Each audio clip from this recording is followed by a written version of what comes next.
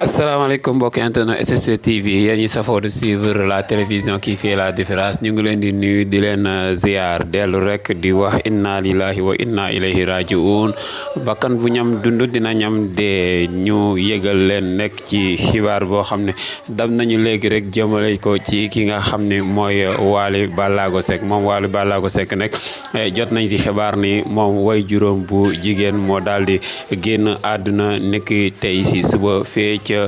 Paris ci réewum France moom Adja Kiné Diouf ñu gën koo xam si Diaga bokk na ci ñi nga xam ne Thione Seck doon na leen tiitaroo lool moom Thione Seck di waajur bu góor ci ki nga xam ne mooy Wally Seck gannaaw ay woy yu bëri yoo xam ne woy na ko doon ko tagg ak di ko sargal ak di ko gërëm ci téye bi nga xam ne doon na ko téye li nga xam ne mooy sëyam wala ak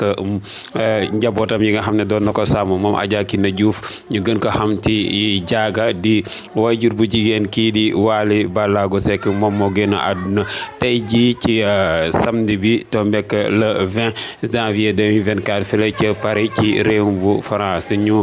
jaale ko ki nga xam ne à travers SSP TV ñu ngi jaali Wally Ballago Seck ak famem yëpp di leen masawu bu baax a baax si tiis bi nga xam ne moom la ñu bokk ak ñoom Wally Ballago Seck rek ñu xam ne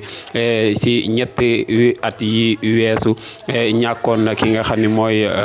way juróom bu góor di Thione Ballago Seck ñu jóge soo fi ay jamono yee passé ki nga xam ne mooy